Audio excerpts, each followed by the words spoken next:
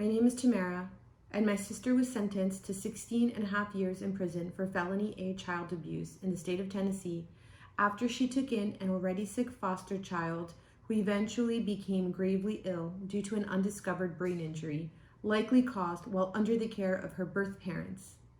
Putting Tanya in jail and making her a scapegoat was the authorities' way of covering up their mishandling of this poor foster child.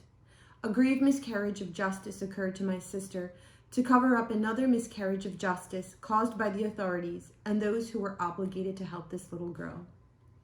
In 2018, Tanya and her husband Novica took in 3 foster children, in addition to having 2 children of their own, ages 3 and 5 at the time. This is a picture of them.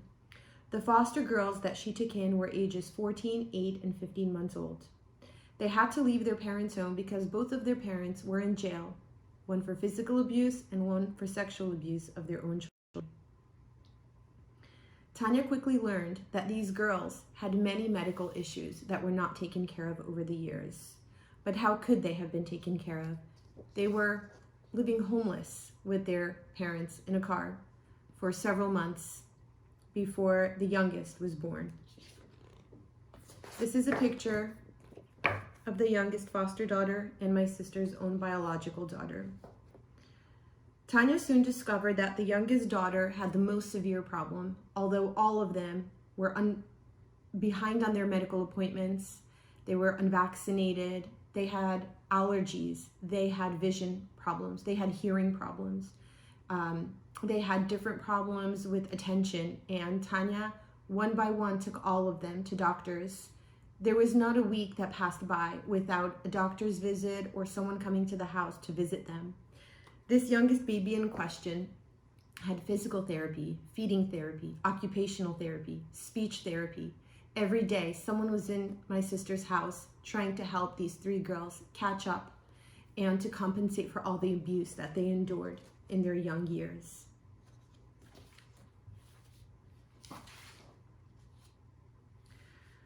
Tanya was very concerned about this youngest child. She had zoned out often. She had such prolonged naps that she wouldn't wake up unless someone woke her up. You can see the size and shape of her head are severely enlarged and misshapen. The doctors didn't really seem concerned, although even though Tanya kept probing and probing, finally the PA said, well, let's schedule an appointment with the craniologist. It was actually a neurologist, and the neurologist's appointment was not scheduled for a few months ahead, but that was a little too late. On Memorial Day of 2019, this baby woke up and she was very lethargic. She was very sleepy that day. She kept tumbling over even though she was nearly 2 years old. She was very shaky and Tanya was very nervous. So she invited my mom over and said, well, let's just go to the mall. It's really hot outside and let's just walk around. And while Tanya went to reach for the baby's clothes, she heard a loud thud and the baby had fallen, began foaming and convulsing. Tanya was so frightened, she began trying to revive the baby. She screamed her name out. She made contact with the baby's rear. She tried to pour water delicately over the baby's head to try to wake her up. 911 soon came, and they immediately called CPS because they found bruises on the baby. That night at around 1 a.m., CPS came knocking on the door and took custody of their 2 young biological daughters.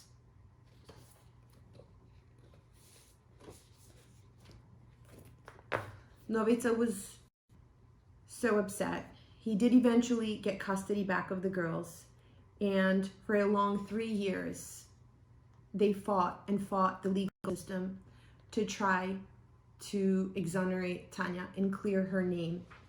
She was accused of felony A child abuse, which in the state of Tennessee carries a weight of at least 15-year sentence in jail.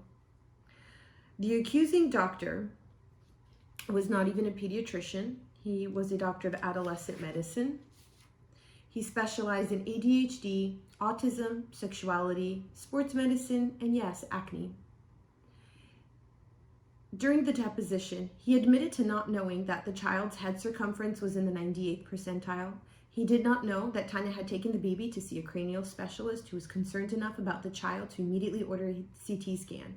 He didn't know any information about the baby. But yet, what he said carried so much weight and eventually put my sister in jail. Tanya was able to hire an excellent pediatrician named Dr. Joseph Scheller, more than a pediatrician. He's a pediatric neurologist, and he agreed that the baby's head injury could have been caused months before, and not only that, by a same level fall, which meant no shaking or anything else was involved. Despite his testimony, Tanya was convicted. Tanya had the testimony of the child care worker at the church, a mandatory reporter of child abuse, who said that she changed the baby's diapers nearly twice a week over the course of several months, never saw bruises. My mom testified that there were never bruises on the child. No one knew where these bruises came from.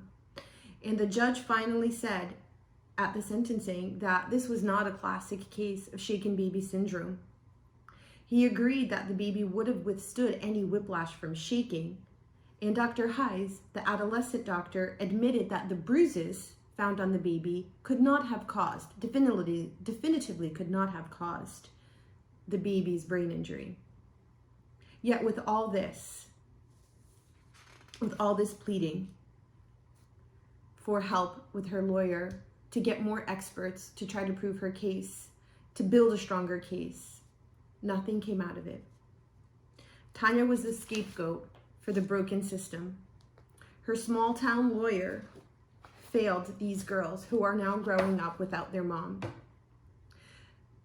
You may ask, what about these bruises? Well, I want to teach you something about bruises called iatrogenic bruises. They're caused by medical procedures.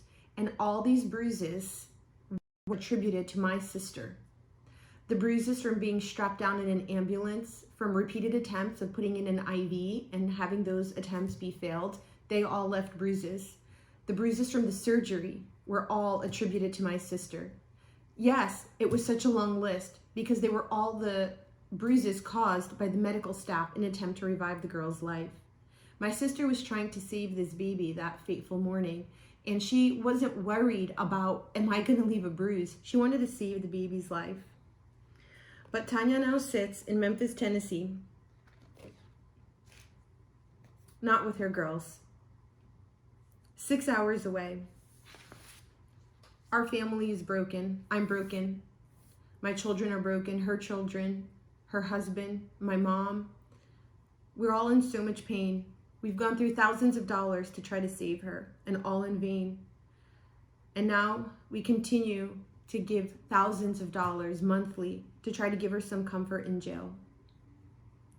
She's locked up, sometimes 24 hours a day, while other people are released. Pedophiles in California are released after serving less than a year. The system has failed Tanya. The final decision was based on the little to no medical history of the child. To say I wish that things went differently is an understatement. No amount of money, nothing could ever take away what we went through as a family. This is my sister's story, a story of a severe injustice.